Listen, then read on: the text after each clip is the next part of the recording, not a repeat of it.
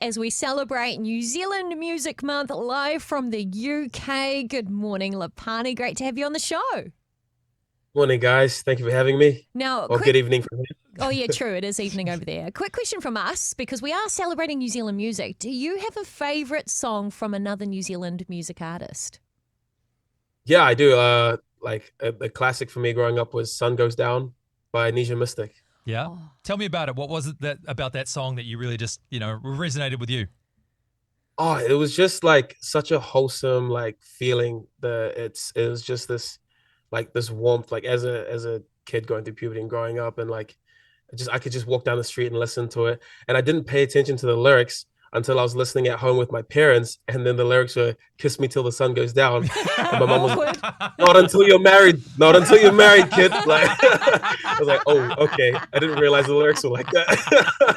It's so funny as an adult too. You often look back at songs that you like when you were younger and you're like, oh, I can't believe I was singing along to that as a 10-year-old. But anyway, let's talk about what you have been up to. So you made the big old move to the UK November last year from New Zealand to pursue music over there, and you're in Manchester right now. So what have you been up to lately? What have we missed? Catch us up. Oh man, it's been crazy. So I've just been doing a whole bunch of like open mics and going and connecting with industry people here in meetings and studio sessions, and then just a real focus on my social media.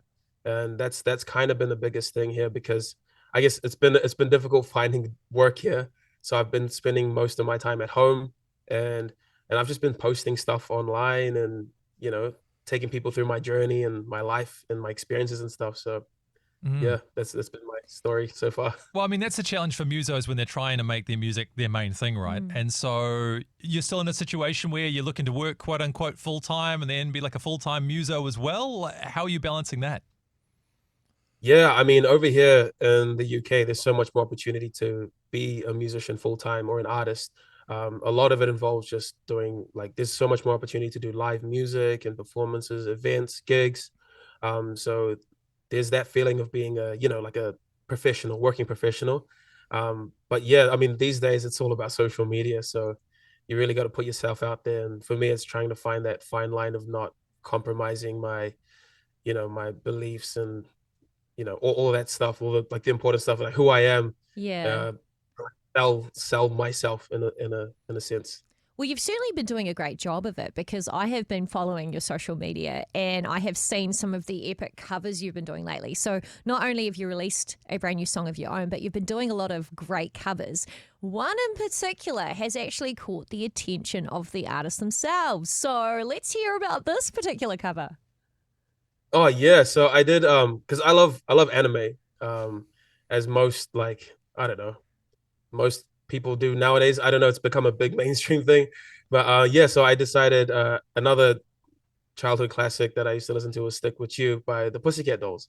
And then Nicole Scherzinger, the lead singer, she just commented on a cover that I did. I turned it into like an anime intro, so it's like a punk rock, pop rock cover.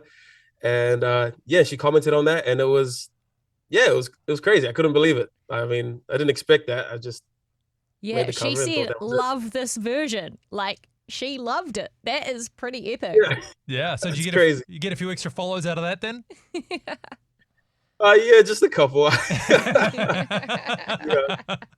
it's been a pretty wild like last couple weeks. I mean, yeah, I'm not used to this. I don't think I can handle it. Don't think it's for me, but we'll go with the ride. Well, Yeah. that's where faith kind of comes in, right? Like, you believe that God's given you these gifts and you're going to use them. So you have to trust that He's going to guide you in those places. Exactly. And I think even uh without it sounding too shallow, but even just before that, like uh posting and still keeping up with like a lot of my favorite worship songs and posting covers of that and stuff like that. It's kind of helped set that foundation. So then the new people that follow and follow my journey, they'll kind of know where it all started and what's keeping it going.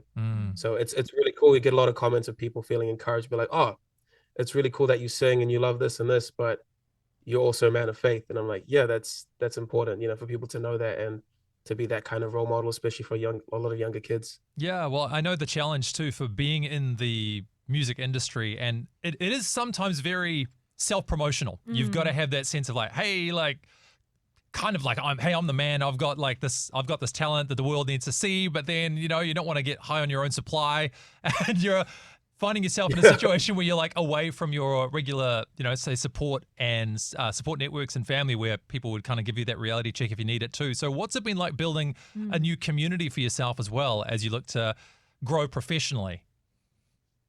Yeah, I mean, I think like I just have the support of my wife, and it's amazing, and the prayers of everyone from back home. And we managed to find a church that's like 5 minutes down the road that we can walk to, and that's been a huge blessing. So that's been a really amazing for us. And yeah, I think the biggest thing for me is just like just making sure that when I post, I have fun, so I don't take it too seriously because it's just a platform. It's not my life.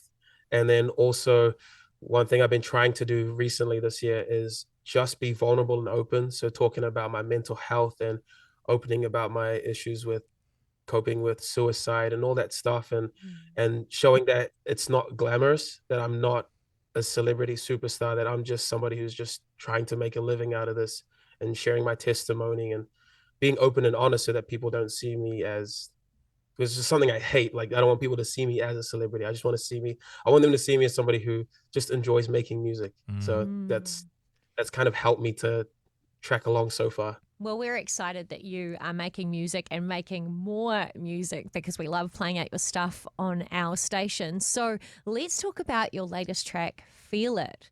What is this all about? What inspired it? Oh yeah, well this was just about like, this is just childish, pure falling in love, with the person of your dreams. So this is about my wife, and she was it's a bit like cliche or old fashioned, but she was my first girlfriend, and my last. So she's I've always wanted to do that because my mom, for my mom, my dad was her first boyfriend and her last as well. So I've always dreamed about that, having that kind of old fashioned love. And that's pretty much what it's about. It's just being able to find that something real for me, and I thought I'd put it into a song. So it's kind of like pure, innocent love.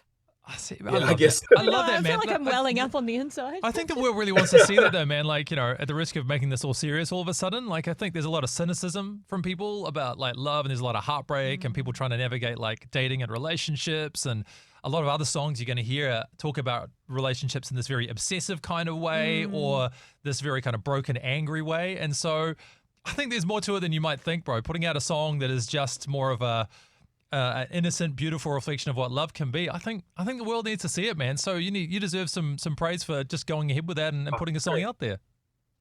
Oh, thank you, man. Appreciate that. Well, this is really exciting. We're so stoked to be playing it for the first time, your track, Feel It, Lepani. And of course, if people would like to follow what you're up to and your social media, because it is very good, you've got some great content there, where can people go? Yeah, you can just head on to Instagram or Facebook. It's both under the same name, at Lepani Music with 2 C's at the end. All right, so Lepani Music for people Exactly. that are trying to write it down. All right, that's what we're looking. Music with a C added. Well, look, Lepani, it only makes sense that you be the one who talk us into the song, bro. So why don't you introduce it to everybody, give them a bit of a shout out at the start, and we'll jump into your song. Take it away. Oh yeah, great. So I'm Lepani. This song is called Feel It. And special shout out to everybody back home and my good friends who helped me make the song and put it together. Amazing. I hope you enjoyed that as much as we did. Yeah, don't forget to like and subscribe and turn your notifications on so you don't miss the next video. We'll see you in the next one.